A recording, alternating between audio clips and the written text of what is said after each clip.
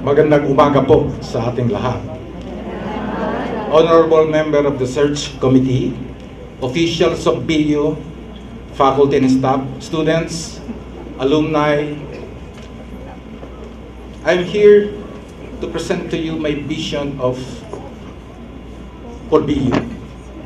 If given an opportunity to serve, I will bring Bicol University into a new height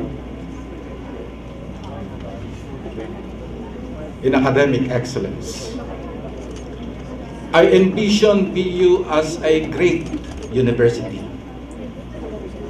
whose faculty and students are among the best and the brightest, and whose academic programs will create an impact to the community of Bicol and to the country in general.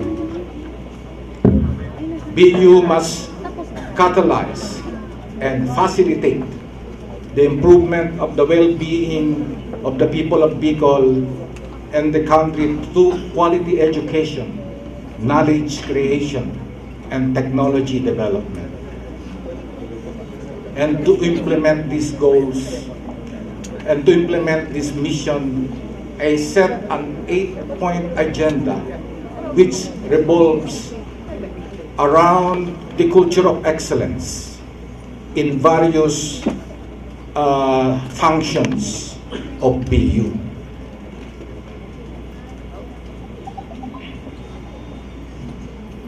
These are interrelated and mutually reinforcing functions. My presentation for you today is my program for instruction, research, extension, and governance. They are interrelated and cannot be separated from one another. BU's curricular program must respond to the current social, technological, and economic challenges, not only in Bicol, but also in the country. We will review Bicol's curricular programs and revise them, if necessary, in order to conform with international standards. Now that we have ASEAN integration in our midst, the graduates of BU must be competitive in the job market. This is inevitable, and we have to revise, if necessary, our curricular offerings. We have to enhance our entrepreneurial programs. We have to offer joint programs, if necessary, or dual degree programs, and use various teaching modes in order to communicate very well to our students. Next. We have to modernize teaching and laboratory structures. These are necessary.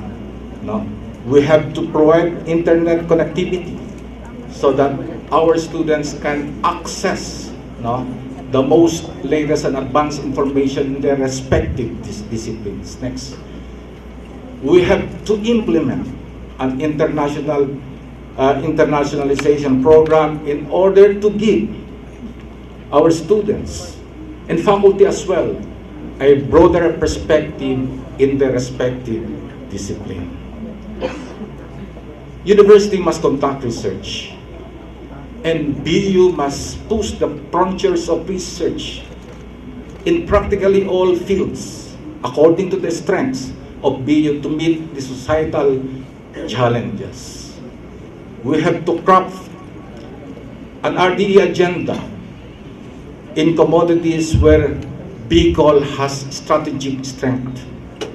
We have to improve the governance in research. We can create interdisciplinary programs and utilize BU's expertise and rally them behind towards these programs. We have to provide seed funds so that our junior faculty and returning faculty can pursue research. we have to have a culture of research.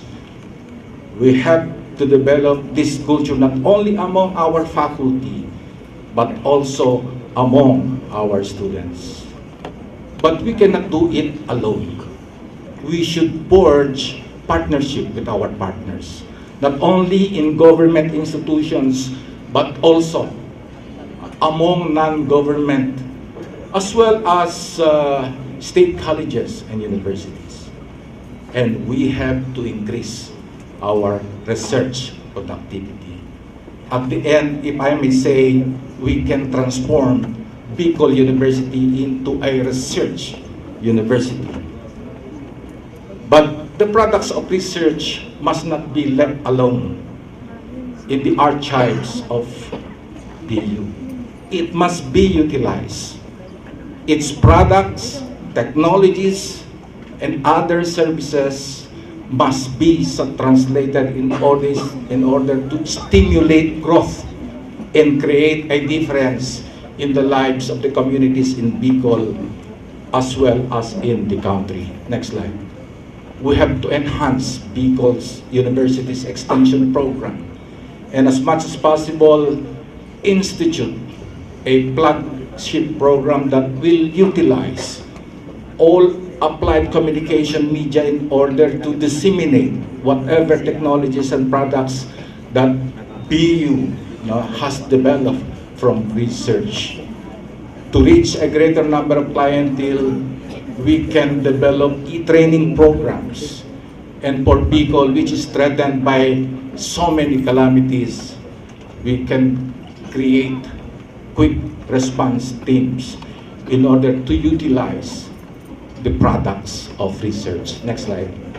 We have to continue to advocate policies to ensure the greater contribution of BU in respective disciplines in the region. And again, BU cannot just do it alone, and we have to collaborate. Next slide. And to carry us, to bring us to the realization of our goals, we have to improve governance and make it more efficient. Next slide. We have to develop faculty development plan. Next. We have to modernize infrastructures for teaching, research, and other services. We have to enhance resource generation and conduct a continuing education programs for our administrative personnel to increase administrative efficiency. We have to craft a BU master and land use plan and utilize whatever resources are available in BU and make them more efficient. Next slide. These are the support services which are directed towards the welfare of our students. We can increase financial and scholarship opportunities for our students. We can improve the student performance in licensure examinations. Next slide. We can adopt various student welfare programs. Next slide. For the faculty, we must craft a staff development program on areas where BU has strategic strength. Next slide. We should strengthen the participation of our alumni to Bicol's program. They are an asset and an important stakeholder in order to help BU promote its program. We should increase